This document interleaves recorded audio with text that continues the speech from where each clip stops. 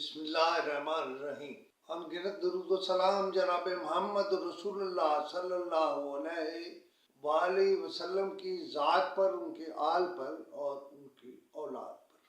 ناظرین، میرے کسٹمز کے بارے میں، سمگلنگ کے بارے میں 20 لاکھ کے بعد یوں لگتا ہے جیسے سمگلنگ مخالف لوگ متحرک ہو گئے اور مجھے ایک منٹ کی رپورٹ بھیج رہے ہیں۔ پاکستان کے ایک خفیہ ادارے کی رپورٹ میں کہا گیا ہے کہ ملک میں ایرانی تیل کی سمگلنگ بہت بڑھ گئی ہے۔ کتنی بڑھ گئی ہے؟ 67% بڑھ گئی۔ اسی رپورٹ کے مطابق، جسے میں غیر مصدقہ کہوں گا، مصدقہ نہیں کہوں گا، اس لیے کہ میں جب تک خود وہ رپورٹ نہیں دیکھ لوں گا اس وقت میں اسے نہیں مانوں گا۔ اور اگر ریونیو کے حکام، کسٹم انٹیلیجنس کے حکام، کوئی علاقے کا کلیکٹر وضاحت کرنا چاہے، میں حاضر ہوں۔ یہ نہ کہے کہ یک طرفہ رپورٹ دی ہے۔ یہ مجھے معلوم ہے، یہ رپورٹ جو میں آپ کو سنا رہا ہوں یہ کیا ہے، کہاں سے آئی ہے۔ بہرحال مجھے آئی ہے بلوچستان کے 5 اضلاع کے 6 زمینی اور سمندری راستوں سے رپورٹ کہتی ہے یومیہ 89 لاکھ لیٹر ایرانی تیل پاکستان سمگل کیا جا رہا ہے۔ کتنا؟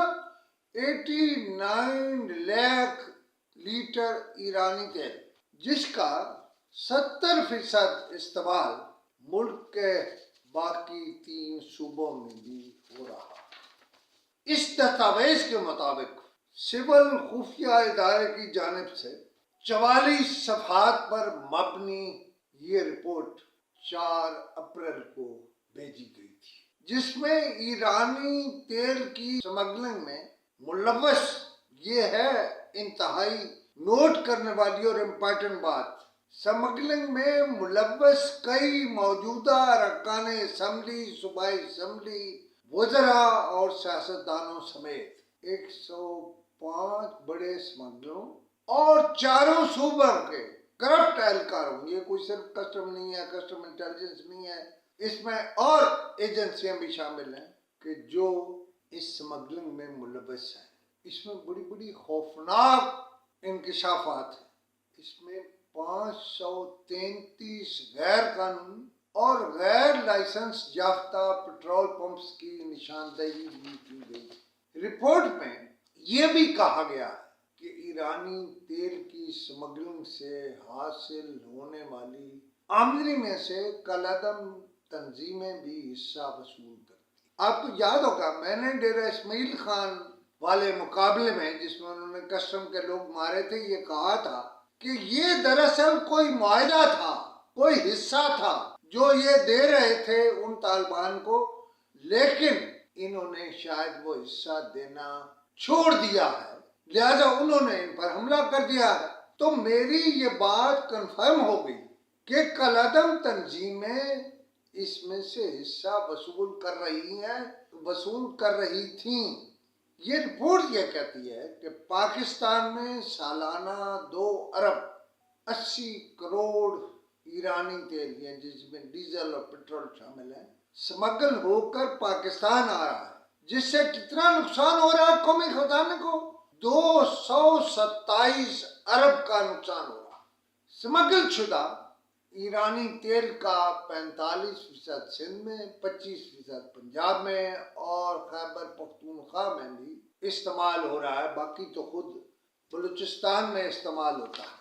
یہ اس طرح کی تیسری رپورٹ یہ ہے کہ پچھلے سال ستمبر میں آنے والی ایک رپورٹ میں بھی ایرانی تیل کے کاروبار 29 سیاستدانوں، 90 سرکاری حکام اور 995 پمپس کی نشاندہی کی گئی تھی۔ لیکن سب سے مزے کی بات یہ ہے، اس میں یہ انکشاف بھی ہے، پاکستان اسٹیٹ آئل کی گاڑیاں بھی ایرانی تیل کی سمگلنگ میں استعمال ہو رہی ہیں۔ میں نے اس پہ کیا کہنا ہے؟ آپ میں سے یعنی کوئی متعلقہ ادارہ، کوئی متعلقہ فورس اگر اس پہ کوئی وضاحت کرنا چاہے تو میں کھلا ہوں۔ یعنی میں تیار ہوں اس وضاحت کو بھی اگر وہ درست ہوگی تو شامل کروں گا. میرا کوئی ایجنڈا نہیں ہے لیکن کوئی معافی بھی نہیں ہے. آپ کو یہ کام کرنا ہوگا اور پھر میں آپ کو بتا رہا ہوں. میرا واٹس ایپ نمبر ہے 0307500879. یہ پھر نوٹ کر لیجئے 0307500879.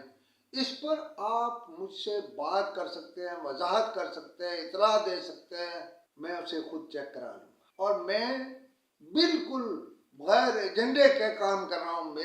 میرا مقصد اس ملک سے اسمگلنگ کا خاتمہ ہے، اس ملک کی اکانومی کو سہارا دینا ہے. اور میں اس معاملے میں جنرل سید عاصم منیر کے ویژن کو درست سمجھتا ہوں. انہوں نے بڑی کوشش کی، مجھے معلوم ہے کون انہوں نے کس کو ریکمینڈ کیا تھا یا کس نے کہا تھا، لیکن سب نے دھوکہ دیا جناب سید عاصم منیر کو. اسمگلنگ بڑھا دی، اپنی آمدنی بڑھا لی. میں نے کل ایک اور بات بھی کہی تھی، پھر کہوں گا، بار بار کہوں گا کہ جن کے پاس بھی کسٹمز نے گاڑیاں دی ہیں وہ اناؤنس کریں، پھر پتہ لگے گا اس ریکٹ میں کون کون ہے. اس پہ الگ بھی اعلان بھی کروں گا. خدا حافظ.